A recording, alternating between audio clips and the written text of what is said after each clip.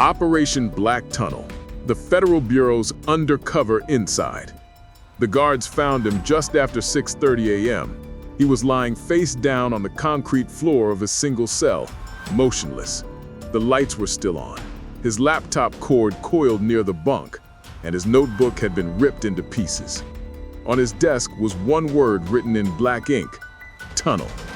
When paramedics arrived, they said he'd suffered a seizure, but those who knew him inside the special housing unit at Rockview Prison said the story didn't add up. The man's name was Ethan Cole, a convicted hacker who once breached a state network. He wasn't a violent inmate. He wasn't on drugs. He was, however, working on something that had caught the attention of the FBI and the wrong people inside those prison walls. Before his death, Ethan had told another inmate he was helping someone on the outside. He said the FBI had given him a quiet deal to trace a ring of guards smuggling encrypted cell phones into the prison system. It was part of a secret sting the Bureau called Operation Black Tunnel, a name that, at the time, meant nothing to anyone. But after that morning, the name would become a code whispered by investigators, journalists, and families who wanted to know how a man who worked with the government ended up dead because of it. 3 days before his body was found, Ethan had sent a message through an encrypted note system. It said, "They know. If anything happens to me, look in the logs." That was the last trace of him online. 2 months earlier, Ethan had been transferred from a minimum security facility to a high security unit in Pennsylvania. The official reason was protective custody, though he wasn't under immediate threat. What no one knew publicly was that the Bureau of Prisons and the FBI were already running an internal surveillance sweep. Someone inside the prison, possibly an employee, was using illegal encrypted phones to sell data, inmate information, and even internal video clips to criminal groups outside. Ethan, with his background in digital systems, had been approached quietly by an FBI agent before his transfer. If he agreed to help trace the source of the leaks, they'd review his sentence. It was a dangerous trade, but to him, it meant hope, a way out. He was told to blend in and act like a normal inmate, but soon things started to go wrong. A guard began asking odd questions. His cell was searched twice in a week. Files he'd been working on vanished from his small tablet. Then came a warning slipped under his door on a piece of lined paper: "You're digging in the wrong tunnel." One night, the cameras in his block went out for exactly 27 minutes. That same night, a group of officers came through for what they called a routine shakedown.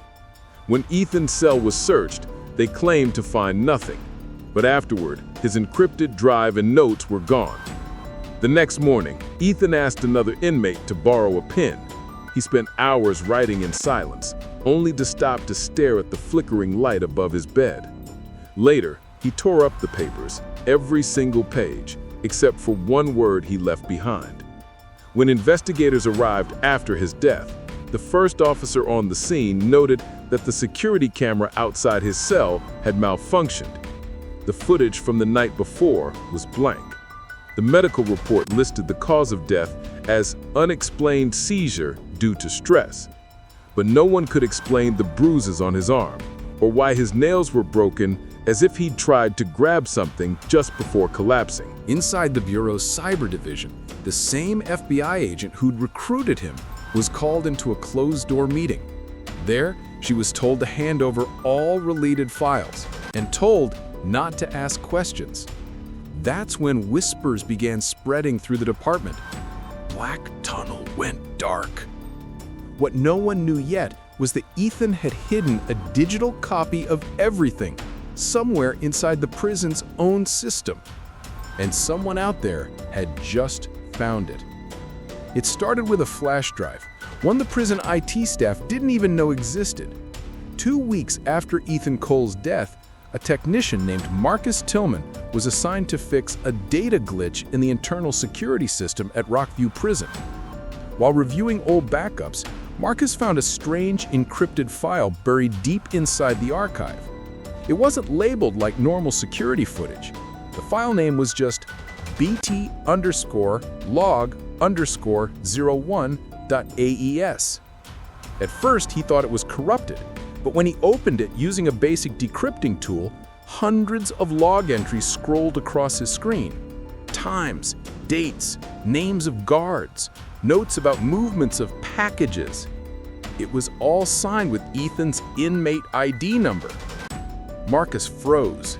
He realized this wasn't just a random tech file. This was evidence. Ethan Cole hadn't been paranoid. He had left behind a record of everything he had seen inside those walls. He printed 2 pages and took them to his supervisor.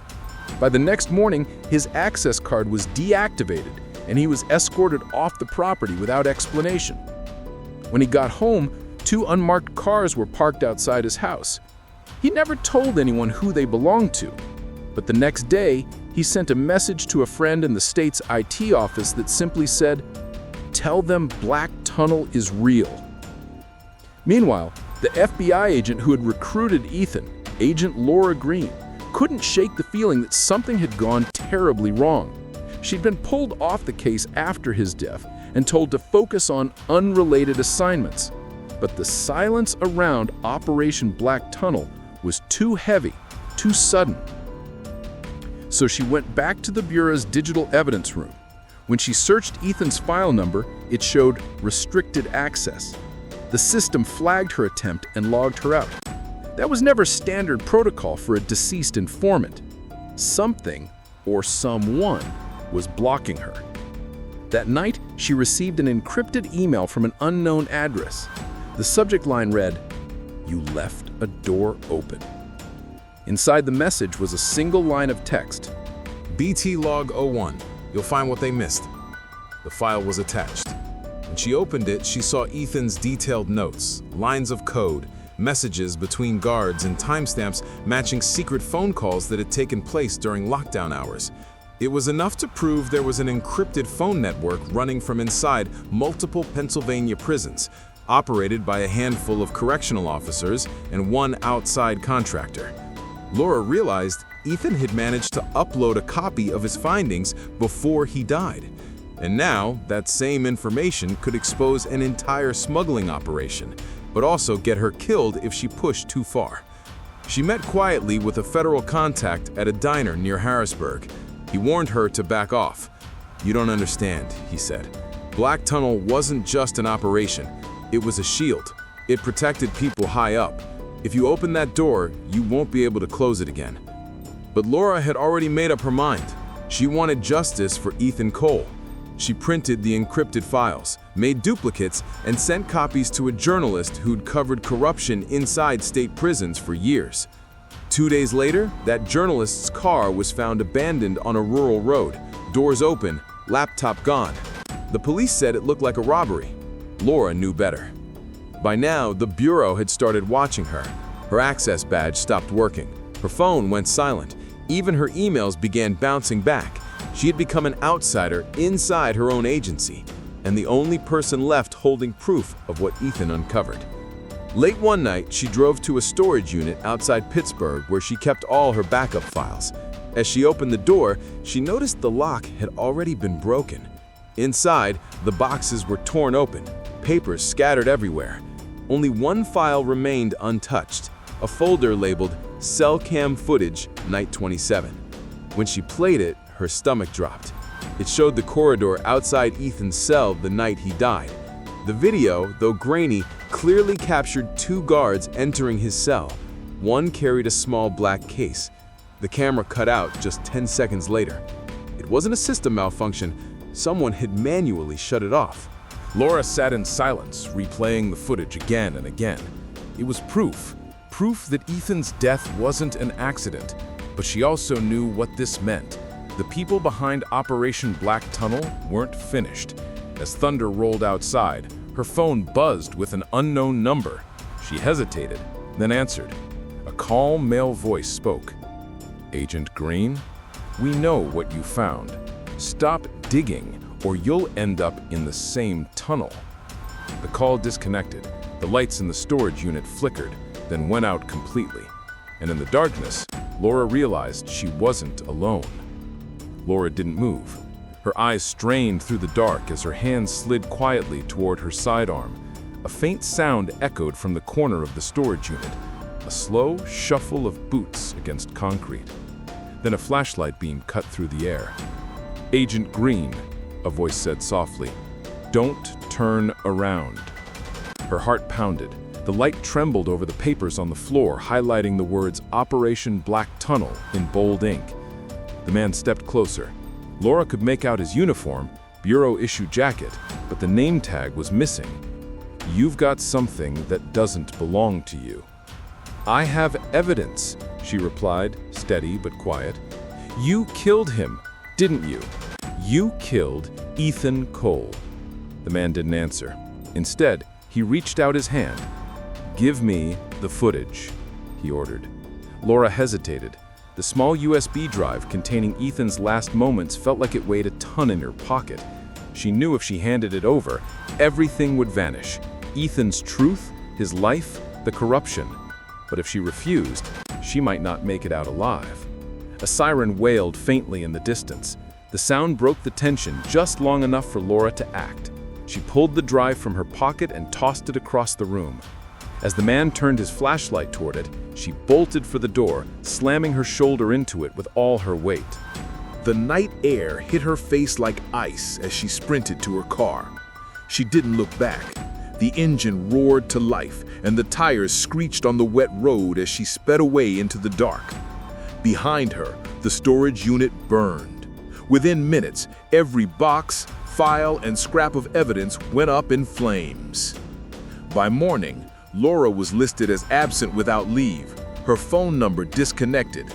But before vanishing, she made one last move. She sent the footage and all of Ethan's digital files to 3 sources: a national newspaper, a federal watchdog group, and a small independent news outlet known for exposing government scandals. When the first report hit the headlines, it caused a storm.